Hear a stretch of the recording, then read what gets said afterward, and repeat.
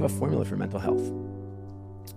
And it's, you do something for your mind, something for your body, and something for your soul every day. You get the right amount of sleep, you practice gratitude, and you be where your feet are, meaning you put your phone down and get your head up. But is the problem that you have a big heart, or is the problem that you constantly ignore red flags and try to change people instead of knowing your worth and moving on? Oh, okay. What is your favorite drink? Water with a lemon slice. What's your favorite food? Water with a lime slice. What's your guilty pleasure? Water with a cucumber slice. Favorite dessert? Carrots. Y'all, so I had my first therapy session today and it went really well. So we were wrapping up the session and she asked me like how many times I wanted to meet. And I'm like, I felt uncomfortable and I'm like, whatever you recommend. And she said, she gave me her recommendation, but she was like, you need to get comfortable with expressing your needs. You need to look at it as any time that you are expressing your needs, it's a celebration because, you know, you're advocating for yourself. And the way my whole mind just kind of shifted, because I'm like, dang, sometimes I just don't want to feel like I'm doing a lot or I'm always trying to have things my way. But it's like, no, I'm just expressing my needs and how whatever person responds to it is on them. But I need my needs to be met too. Hopefully this helps y'all because my mind is blown, baby, blown. I'm gonna go find it tomorrow. Black women mental health check-in time again. Let's go. First things first, have you took your meds? Have you done any chores around the house that you've been putting up? I'm talking about folding laundry, cleaning the bathroom, sweeping the floor, stuff like that. Called and checked in on your homegirl. Those talks can be therapeutic. Took a walk or took some me time for yourself. And last but not least, self-care time. Did you take a shower today?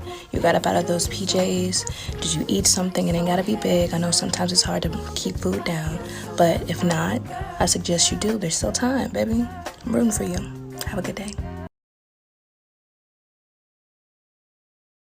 As an adult, regardless of what's happening, life does not stop and things still need to get done. I'm so grateful for my community of people who are constantly supporting me and showing up for me, but it's time I start showing up for myself. My environment usually reflects what I'm currently going through, so I'm showing up for myself by cleaning up my space and letting it reflect how I want to feel on the inside, regardless of the cards I've been dealt in this season. I'm extremely grateful I have the ability to control how I show up for myself. That first starts with me having a clean and functioning environment.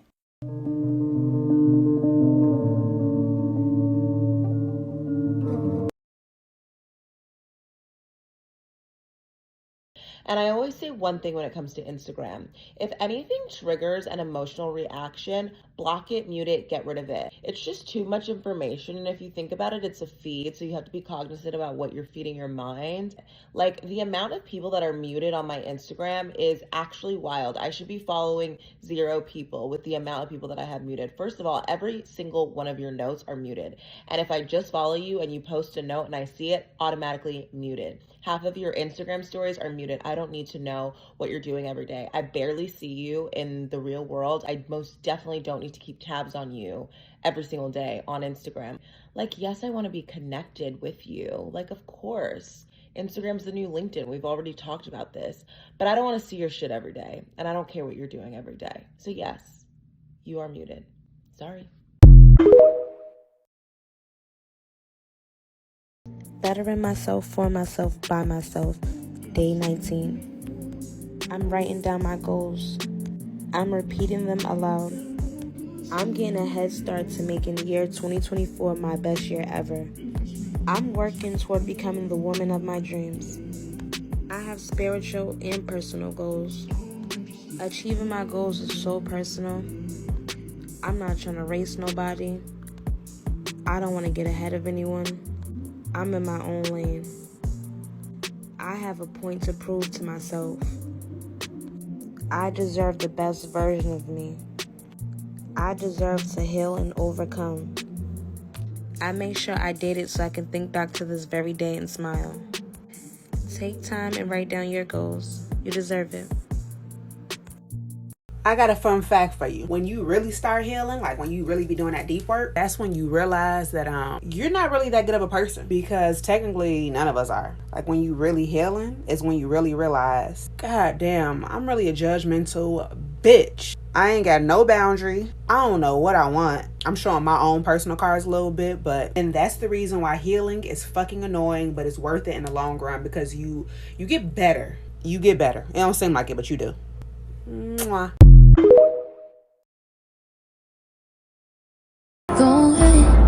Gotta keep going. You gotta keep going. If there's one thing that I learned while in those county lines, is that everything takes time. You have gotta lose your pride. You have gotta lose your mind just to find your peace of mind. You have gotta trust the signs. Everything will turn.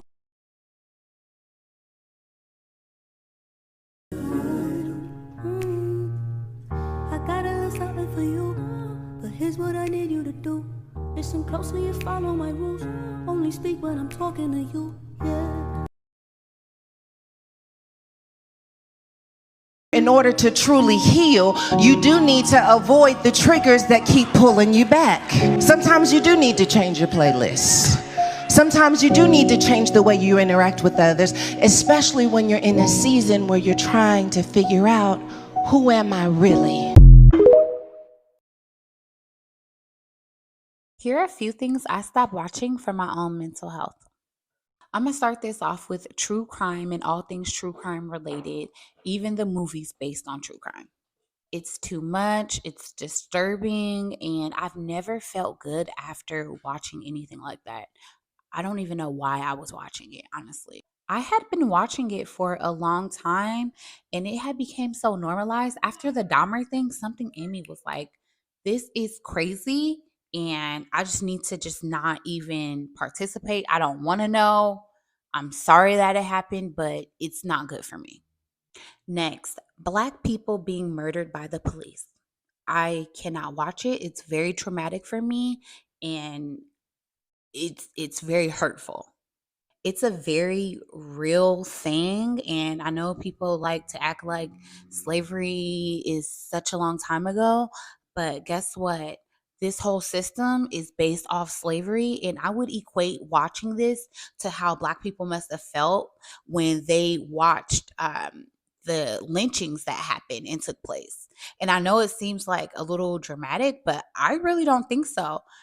It hurts me in a way that I can't explain. And to me, I don't need to watch something happen to believe that it happened and support however we handle getting justice, because it's not okay. And honestly, it's been happening for a very long time. It just looks different. Now, I know this sounds silly, but Love and Hip Hop, I stopped watching Love and Hip Hop. I don't know if I outgrew it, but I was watching it one day and I was just like, this is sad. And I was really heartbroken for the people on the show. I was just like, dang, like, I don't know. It's like watching somebody fall from grace. I don't know. Maybe I'm tripping.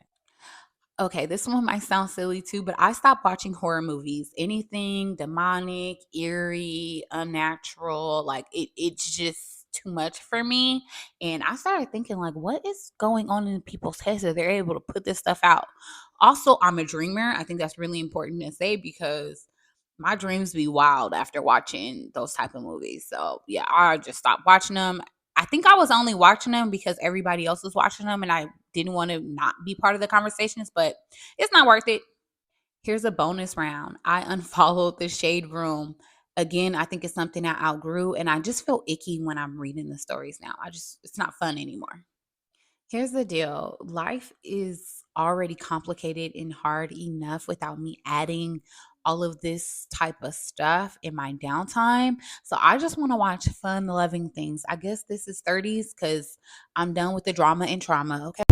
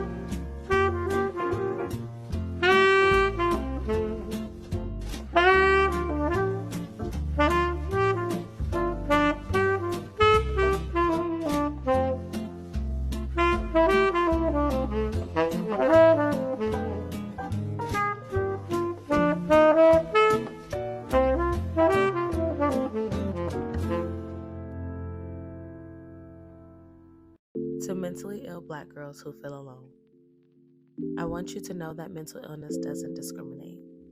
This isn't something exclusive to those who don't look like us.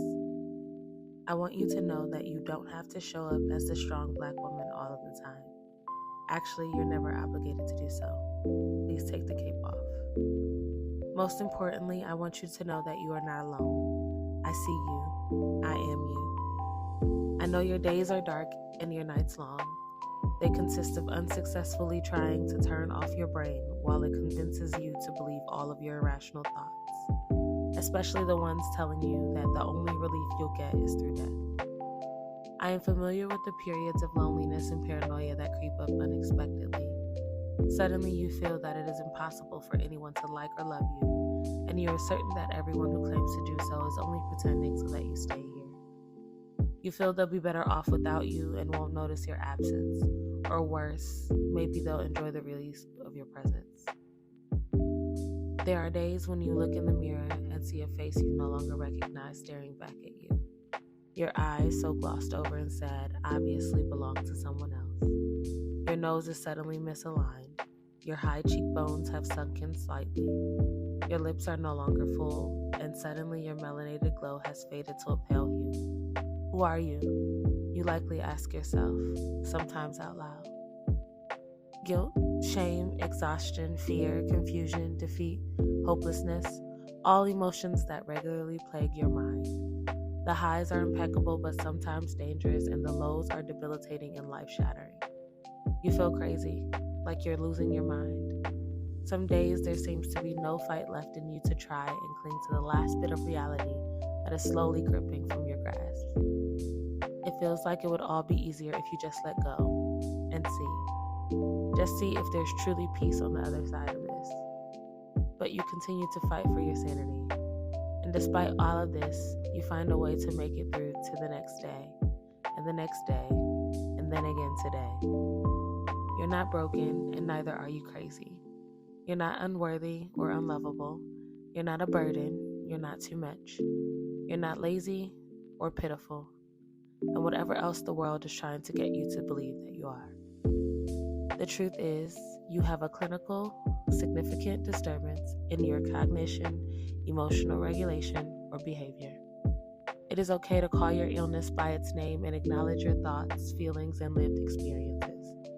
They are a part of you, but they do not define you. If nobody has told you so, I'm proud of you. I see you, and remember that I am you, so you are never truly alone.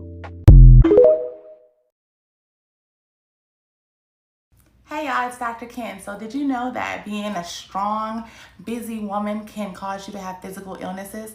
I'm doing a 3-part series. It's on my page. I'll give you more details, but this is a summary. So how is it causing you to be physically ill? So ladies, when you are running around, you have kids and you're married, or you have kids and you're single, and you're just going throughout the day just trying to get everything done and taking care of your household and everything that goes along with it, you are sometimes chronically stressed. And so instead of having that fight or flight moment where your cortisol levels, which is your stress levels, go up and then go down, and when they go up, they cause an increase in adrenaline and all those things to help you beat that immediate stressor in front of you, you are chronically stressed, where your hormone stays like this. Now that's causing you to have high blood pressure, it's causing you to have headaches, stress, lack of sleep, depression, anxiety, weight gain, all of those things because you are extremely stressed. Want to know more? Go to my page and watch those videos. We are not crazy. NYU has just done a study that showed that depression appears differently in Black women, which is why it is often very hard to catch. And here are some of the symptoms that we exhibit that may not show up in other people. So on top of your regular depressive symptoms, Black women, they found, often show things like fatigue, insomnia, decreased libido, and then on top of that, self-blame and self-hate. And that was one of the things when they did a couple controlled studies, they found to be the marked difference is that while most people with depression feel that hopelessness and that loss of motivation, Black women on top of that feel self-blame and self-hate. So not only are you suffering from the depression, but then you have kind of a self-imposed and internalized blaming going on and shaming yourself and being angry with yourself for experiencing the depression, which can make it feel like an even heavier blanket than it already is. And one of the other things I found interesting about the study is that it also reported that depression can show up as irritability in Black women. We know from a previous video that I did and some other research that anxiety can show up that way for us too. And also I found this interesting. They found that Black women with depression exhibited an inability to experience pleasure more than other races of women in the study. And I found that very, very interesting because I'm not here to get up in your business, but I talk to a lot of Black women, and a lot of women are disconnected from their sexuality in the way that they don't feel like they're fully able to experience pleasure in the way they should be. And I find it interesting that this study has linked that to depression. And I also think it's interesting because you probably have heard, as many of us have talking to our girlfriends, women in long-term relationships where, oh, she's always tired, she never wants to sleep with me, and it becomes a relationship issue when that could actually be a symptom of depression. So I love that we're starting to get some backing and some representation in psychological studies, because I do believe that Black women have a different level of need. And maybe it's not a different level of need, we need specific care. And so I am very excited that we're starting to see the psychology industry and field do specific research to support us. And of course, as I find out more stuff, I'm gonna share it with y'all besties. So drop down in the comments, let me know if you have experienced this or observed it in any of your sisters. Let's talk about it.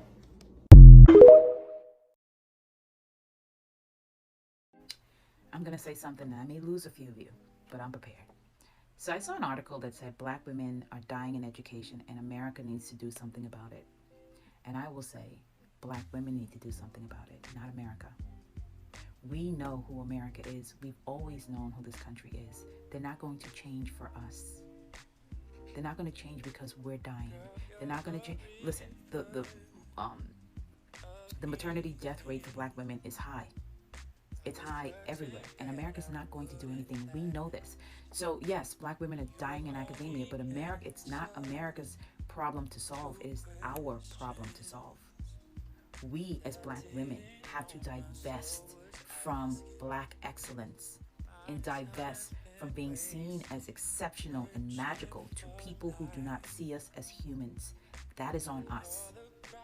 We're dying because we have bought into and we repeat the lie that we have to be this way to get it, that we have to perform this way to have more, while we work around people who do the bare minimum and get more than us. And a Black woman putting down her cape is a hard thing. It's a hard thing, but it's a necessary thing to stay alive. I had a consult with a young woman that I've done some coaching for. And I said to her, the workplace is set up like this. And I hope everybody that sees this video understands this. The workplace is not a place for creative people. It's not a place for critical thinkers. It's not a place for innovators. The workplace is for people who know how to be compliant. And a lot of us are stressed out at work because who we are, which is to take care and to think outside the box and to innovate and to do the things. We want to be those people in the workplace, and the workplace do not want that from us. They just want compliance. But they want compliance from everybody. Not just Black women, not just Black people, from everybody. So since we know we live in a country that do not care about us dying, we have to care about why we're dying. And a lot of us are dying in jobs, in academia, in healthcare, in law, because we want to be Black excellence to people who don't see us as human. The work is not for America to do, the work is for us to do.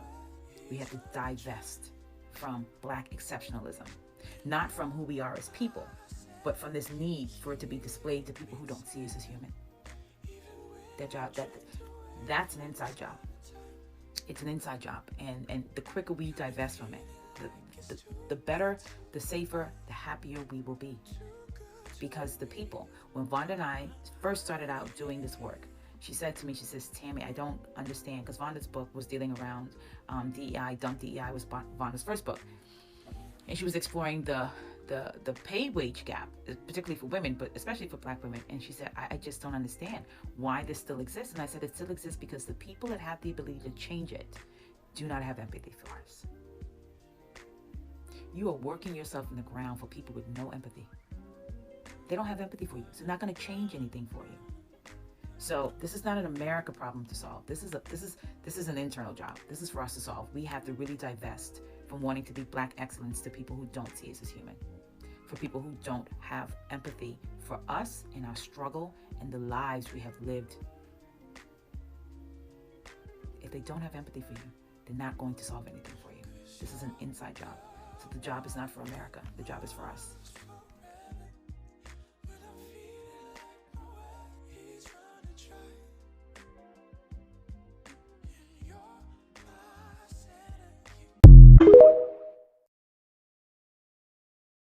As a woman, as a mother, as a human being, I need things for myself.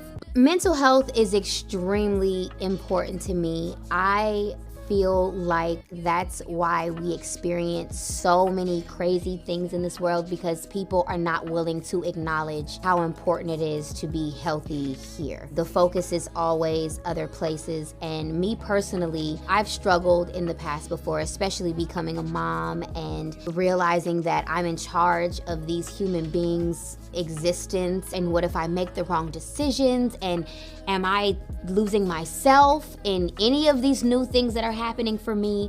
And I kind of had to sit back and take deep breaths and understand, like, as a woman, as a mother, as a human being, I need things for myself. I have to make sure that I am mentally strong and able in order to help raise children that don't have to heal as much as previous generations have. And so it's really sitting back and figuring out, what do you want for you? What makes you feel great? And I find that, me doing some type of physical activity, but then also allowing myself to have moments where it's like, I want to go have lunch with my friend and we want to catch up about life, and that's okay.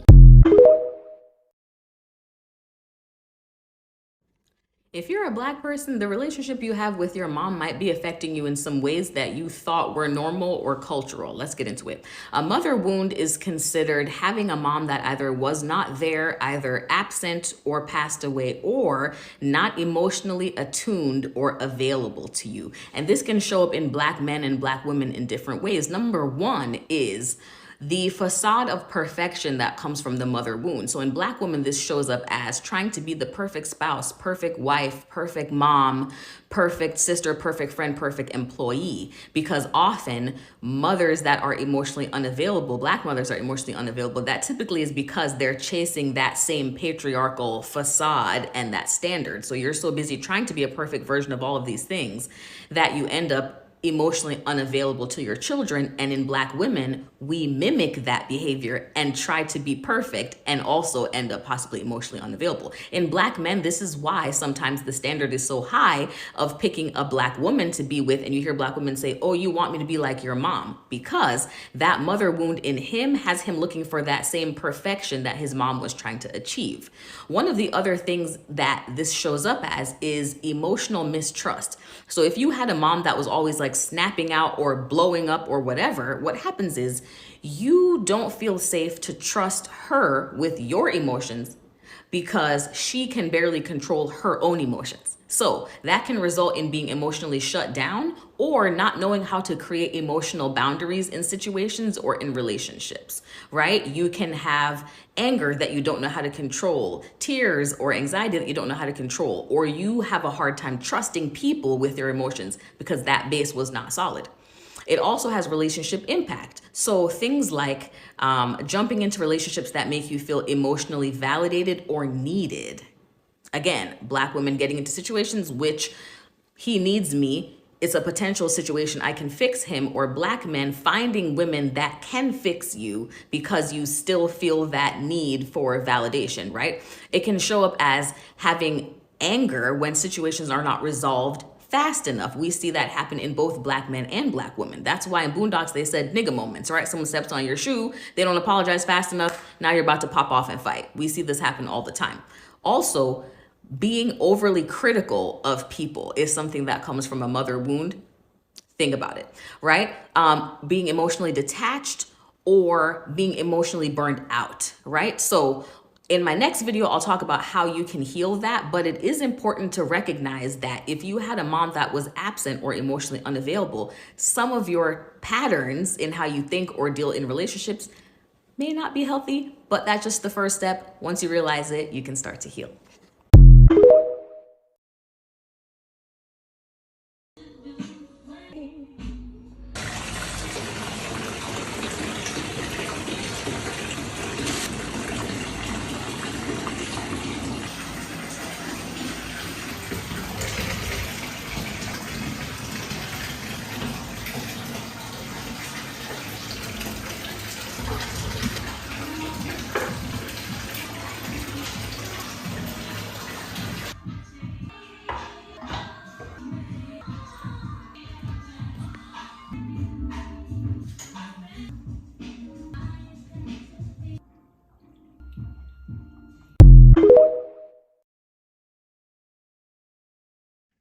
Growing up with a Black mom that had anxiety that showed up as her constantly being irritated or having bad nerves made you think that you were the problem, which then turned you into a people pleaser, which just also gave you anxiety. You see how that's a cycle that needs to be broken? Here's what happens. When you, and especially if you have a Black mom, that anxiety looks like, oh, my nerves are bad. I'm always aggravated. Get out of my face. You're pissing me off. As a child, you don't realize that that person is anxious and they are not actually reacting to you being irritating. Yes, kids can be irritating, but when you take that on and you feel like you're the problem and you feel like you're the burden, as a human being, your mind is going to try to adapt to whatever circumstances you find yourself in, right? We are wired to survive. So if you grow up thinking that you're the problem or you're the reason for someone's aggravation, you will analyze social settings and figure out how to not upset people because you learned how to do that with your parent first, right? That shows up as things like walking on pins and needles, not talking too loud, not bothering somebody when you think they're in a bad mood, not expressing how you truly feel, not showing your emotions because, again, you think you're the reason your parents aggravated and you don't want to add on to it.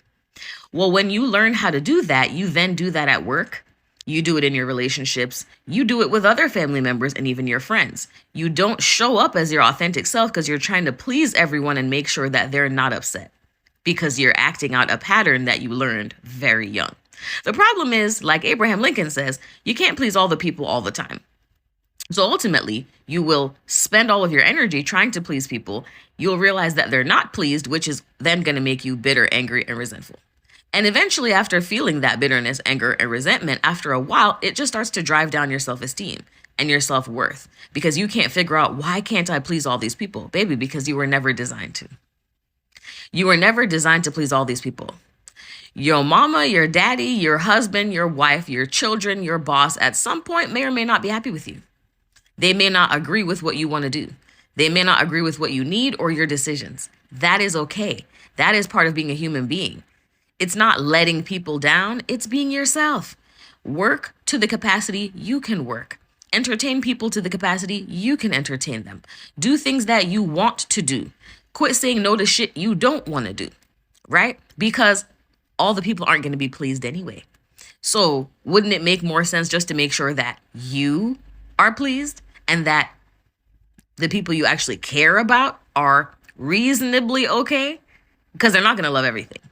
So we're just shooting for reasonably okay and you being pleased and happy first. Okay, so I hope you guys free yourself from the people pleasing. It's not your fault, but let's break the cycle.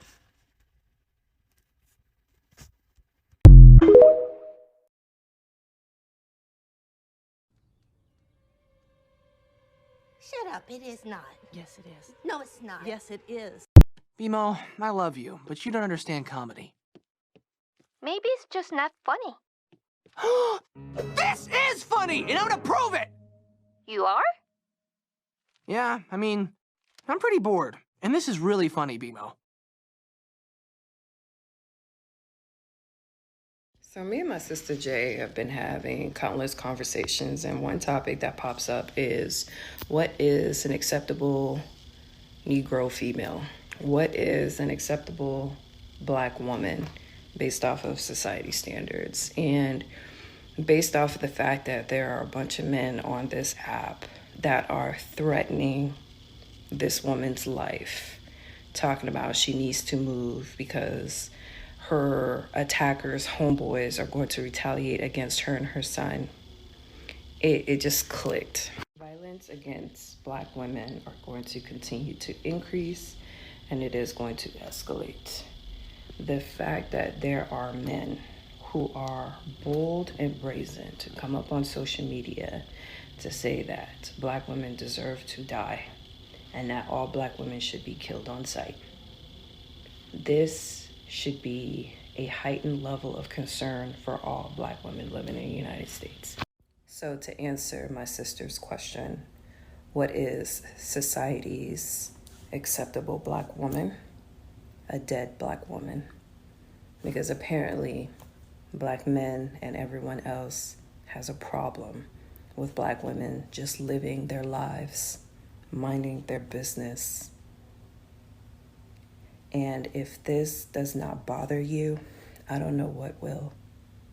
Because the only time anyone listens to Black women or respects Black women is when she's dead.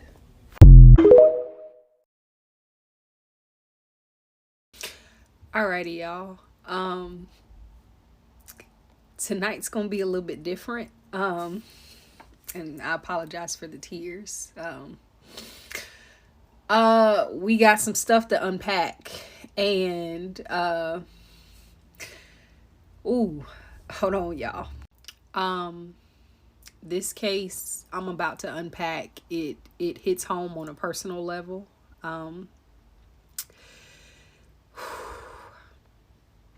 And we're gonna have a deeper conversation as we unpack what possibly happens next. So, as I say on every video concerning anything legal, I am not a lawyer. I am not giving any legal advice yet. What we're about to unpack, and I do want to put a trigger warning on this, is the case of Lincoln University's Dr. Antoinette Bailey. And I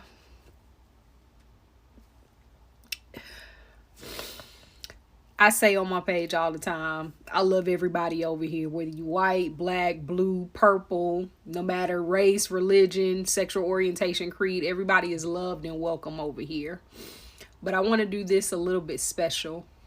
And I want to talk to my black women because I am a black woman. And I just want to talk candidly to us, for us, to us. As I'm reading the case and reading what happened, and I had to take a second, like I had to take a couple hours to really like sit with my feelings, because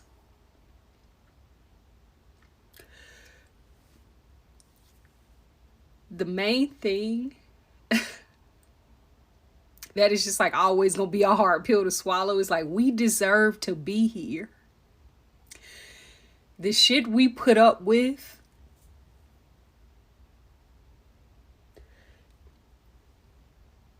she deserved to be here.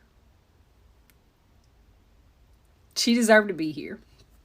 And her family deserves to have her here. So we're going to unpack it, and we're going to see what happens next. So this beautiful woman right here was Dr. Antoinette Bonnie Candia Bailey. She was an administrator at Lincoln University. She was actually the vice president of student affairs, and she unalived herself Monday due to... I'm sorry, y'all. I'm trying to get through this. She unalived herself on Monday through